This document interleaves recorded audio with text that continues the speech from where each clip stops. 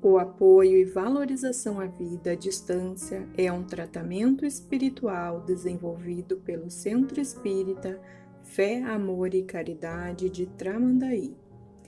Este trabalho é realizado há 8 anos sob a coordenação espiritual de Ivone Pereira e demais benfeitores. Este tratamento espiritual visa atender o indivíduo em suas necessidades, bem como assistência espiritual de toda a família, encarnados e desencarnados. O tratamento deve ser realizado por 6 semanas, durante todas as segundas-feiras, no horário das 16 horas até as 16h30. Cada assistido deve permanecer conectado com a equipe espiritual, iniciando pela prece simples de abertura. Logo após, deve iniciar a leitura do Evangelho segundo o Espiritismo, no capítulo e item sugerido anteriormente. Ao término da leitura, deve-se fazer a prece de encerramento, agradecendo a assistência e a companhia dos benfeitores espirituais. Para finalizar o tratamento, é necessário o autoabraço, reconectando-se consigo mesmo. Boa tarde, amigos. Bem-vindos a este trabalho de atendimento espiritual à distância, apoio e valorização da vida, sob a coordenação espiritual de Ivone Amaral Pereira. Vamos nos colocar em sintonia com essa equipe de benfeitores espirituais para nos acompanhar neste momento de fé, amor e caridade através da prece de abertura. Pai nosso que estás em toda parte, santificado seja o teu nome, no louvor de todas as criaturas. Venha a nós o teu reino de amor e sabedoria. Seja feita a tua vontade, acima de nossos desejos, tanto na terra quanto nos círculos espirituais. O pão nosso da mente e do corpo, dá-nos hoje. Perdoa as nossas dívidas, ensinando-nos a perdoar nossos devedores com o esquecimento de todo mal. Não permitas que venhamos a cair sob os golpes da tentação de nossa própria inferioridade. Livra-nos do mal que ainda reside em nós mesmos, porque só em ti brilha a luz eterna do reino e do poder, da glória e da paz, da justiça e do amor para sempre. Assim seja. Capítulo 4 do Evangelho segundo o Espiritismo. Os laços de família fortalecidos pela reencarnação e quebrados pela unicidade da existência. Os laços de família não são destruídos pela reencarnação, como pensam certas pessoas. Ao contrário, eles são fortalecidos e se estreitam. É o princípio oposto que os destrói. Os espíritos formam no espaço grupos ou famílias unidos pela afeição, pela simpatia e semelhança de inclinações. Esses espíritos, felizes por estarem juntos, se procuram. A encarnação não os separa, senão momentaneamente, porque depois da sua reentrada na erraticidade, se reencontram como amigos ao retorno de uma viagem. Frequentemente mesmo, eles se seguem na encarnação, onde se reúnem numa mesma família ou num mesmo círculo. trabalhando em conjunto para seu mútuo adiantamento. Se uns estão encarnados e outros não o estejam, por isso não estão menos unidos pelo pensamento. Os que estão livres velam sobre os que estão cativos. Os mais avançados procuram fazer progredir os retardatários. Depois de cada existência, deram um passo no caminho da perfeição. Cada vez menos ligados à matéria, sua afeição é mais viva, pelo fato mesmo de ser mais depurada, não perturbada mais pelo egoísmo, nem pelas nuvens das paixões.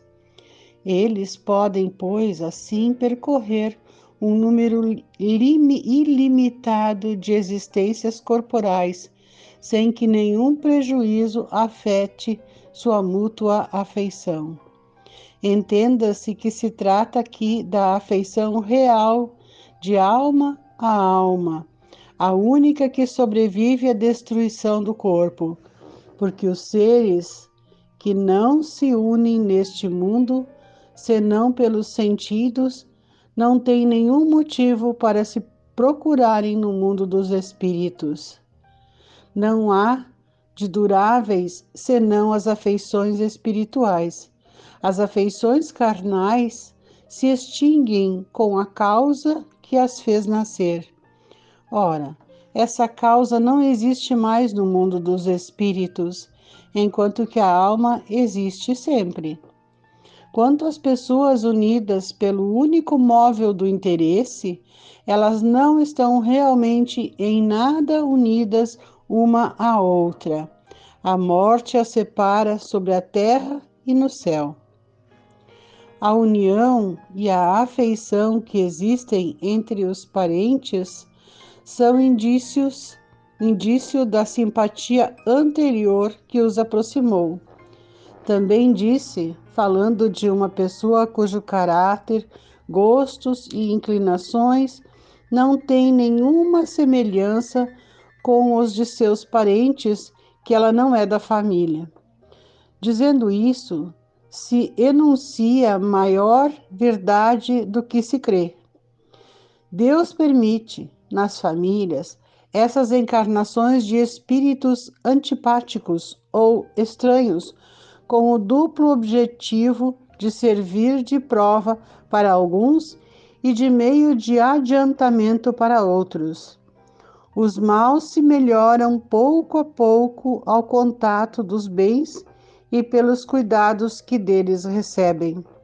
Seu caráter se abranda, seus costumes se depuram e suas antipatias se apagam.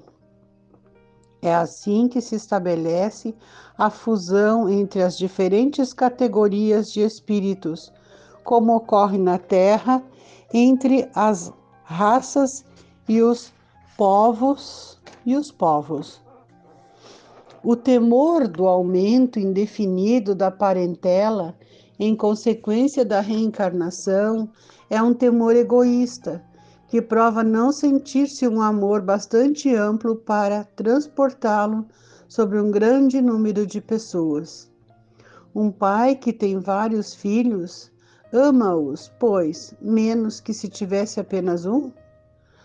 Mas que os egoístas se tranquilizem, pois esse temor não tem fundamento. Do fato de um homem ter tido 10 reencarnações, não se segue que ele encontrará no mundo dos espíritos 10 pais, 10 mães, 10 mulheres e um número proporcional de filhos e de novos parentes.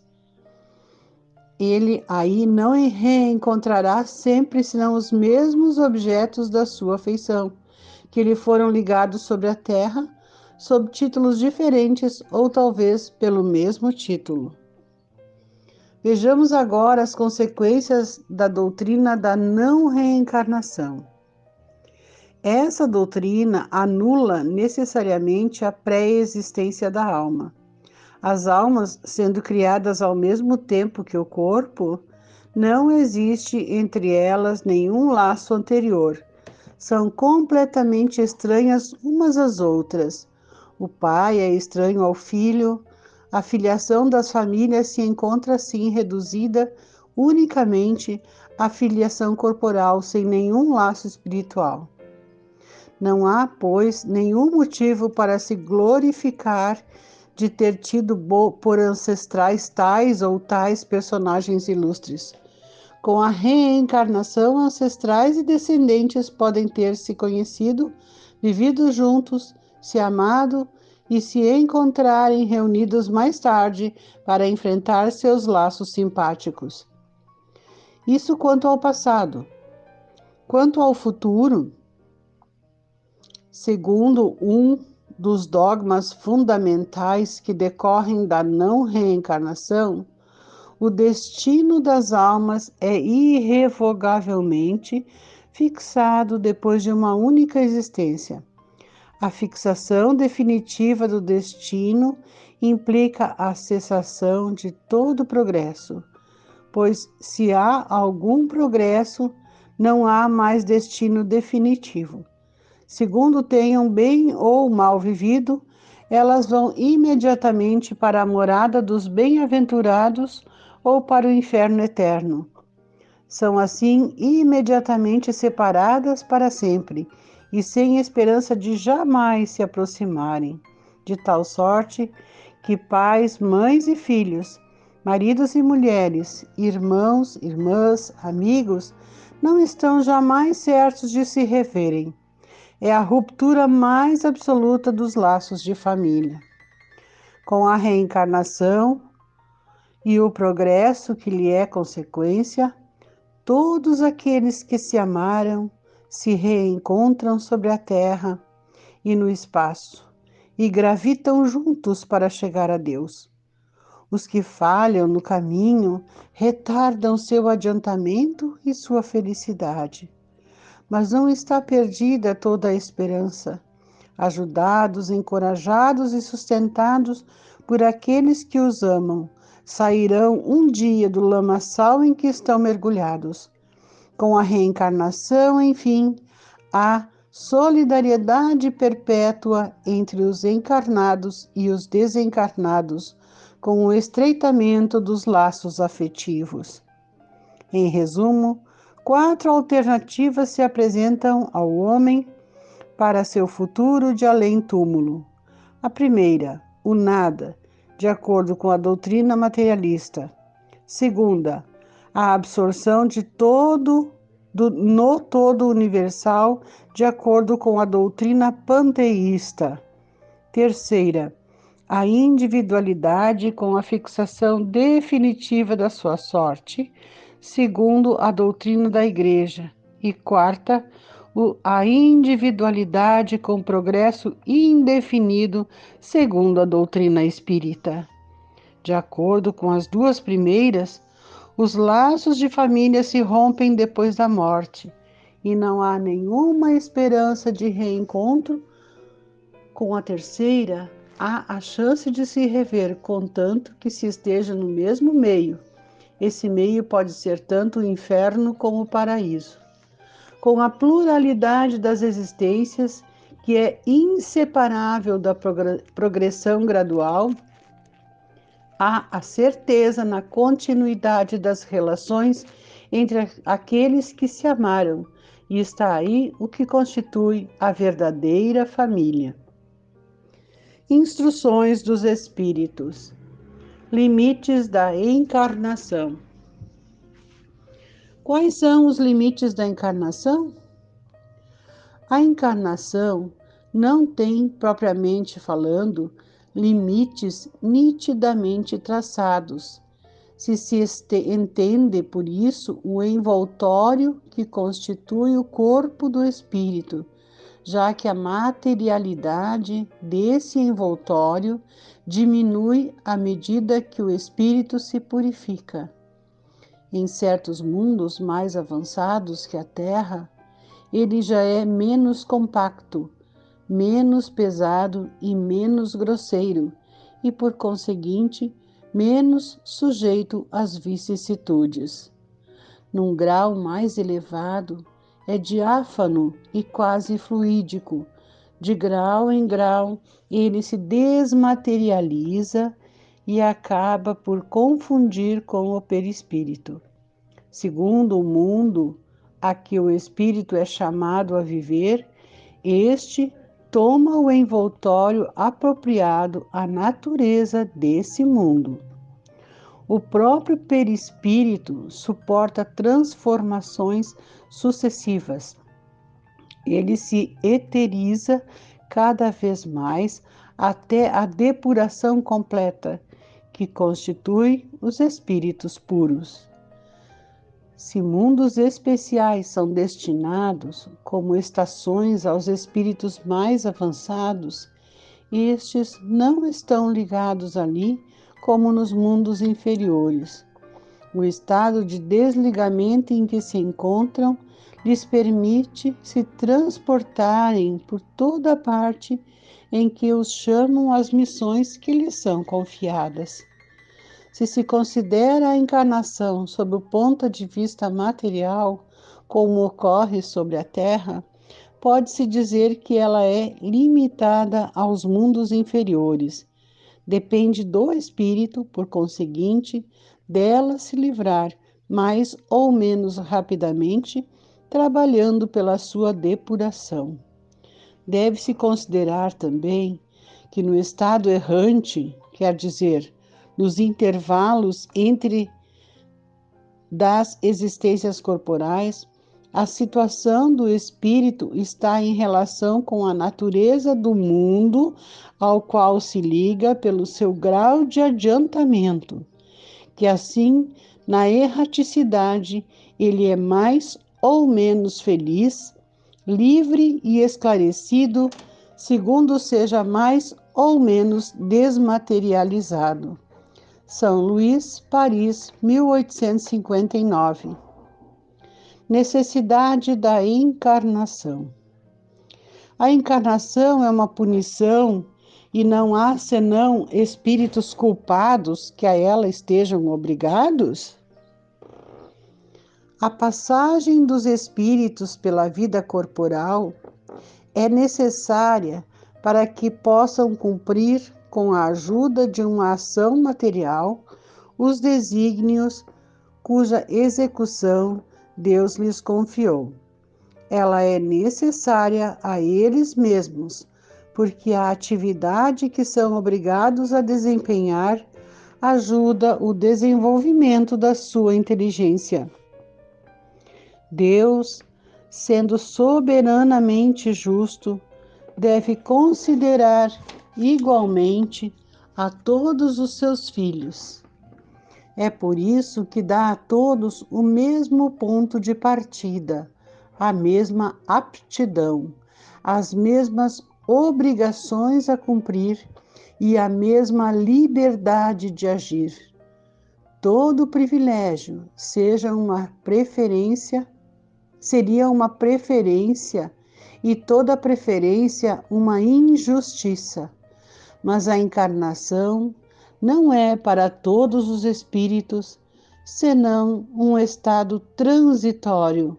É uma tarefa que Deus lhes impõe na sua entrada na vida, como primeira prova do uso que farão do seu livre-arbítrio. Aqueles que cumprem essa tarefa com zelo vencem rapidamente e menos penosamente seus primeiros degraus da iniciação e gozam mais cedo os frutos dos seus trabalhos. Aqueles, ao contrário, que fazem mau uso da liberdade que Deus lhes concede, retardam seu adiantamento. É assim que, por causa da obstinação, podem prolongar indefinidamente a necessidade de se reencarnar. E é então que a encarnação se torna um castigo. São Luís, Paris, 1859. Nota: uma comparação vulgar fará compreender melhor esta diferença. O estudante não alcança os graus da ciência senão depois de ter percorrido a série de classes que a ela conduz. Essas classes, qualquer que seja o trabalho que exijam, são um meio de atingir um fim e não uma punição.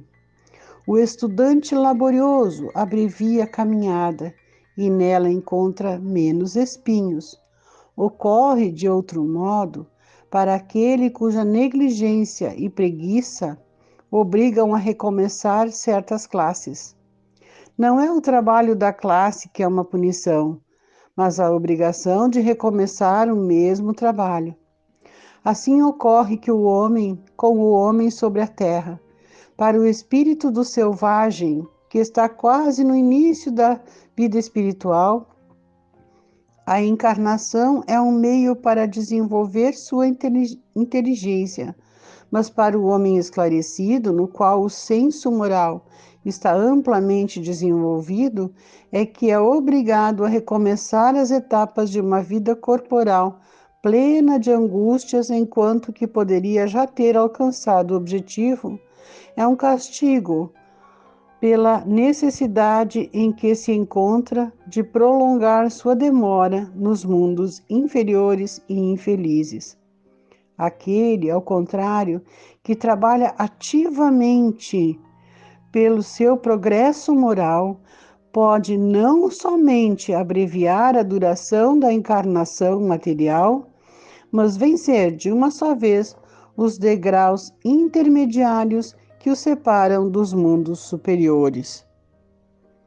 Os espíritos não podem se encarnar senão uma vez sobre o mesmo globo e cumprir suas diferentes existências em esferas diferentes?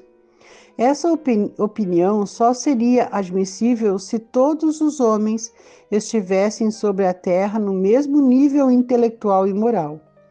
As diferenças que existem entre eles, desde o selvagem ao homem civilizado, mostram os degraus que são chamados a vencer.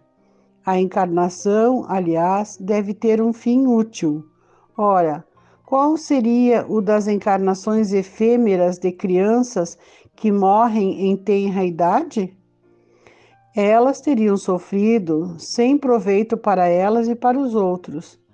Deus, cujas leis são soberanamente sábias, não faz nada de inútil. Pela reencarnação sobre o mesmo globo, quis que os mesmos espíritos, encontrando-se de novo em contato, tivessem ocasião de reparar seus erros recíprocos, em razão das suas relações anteriores. Ele quis, por outro lado, assentar os laços de família sobre uma base espiritual e apoiar sobre uma lei natural os princípios de solidariedade, de fraternidade e de igualdade. Finalizamos este momento agradecendo o apoio de nossos amigos espirituais que nos acompanharam, seguindo confiantes e perseverantes na valorização de nossa vida e no Evangelho de Jesus, com a prece aos espíritos protetores do Evangelho segundo o Espiritismo. Espíritos sábios e benevolentes, mensageiros de Deus, cuja missão é assistir os homens e conduzi-los no bom caminho, sustentai-me nas provas desta vida, dai-me a força de suportá-las sem murmurar. Desviai de mim os maus pensamentos e fazei com que eu não dê acesso a nenhum dos maus espíritos que tentarem me induzir ao mal. Esclarecei minha consciência sobre meus defeitos e elevai de sobre meus olhos o véu do orgulho que poderia impedir-me de os perceber e confessá-los a mim mesmo. Vós, sobretudo, meu anjo guardião, que velais mais particularmente por mim, e vós todos, espíritos protetores, que vos interessais por mim, fazei com que me torne digno da vossa benevolência. Conheceis as minhas necessidades, que elas sejam satisfeitas segundo a vontade de Deus. Que assim seja.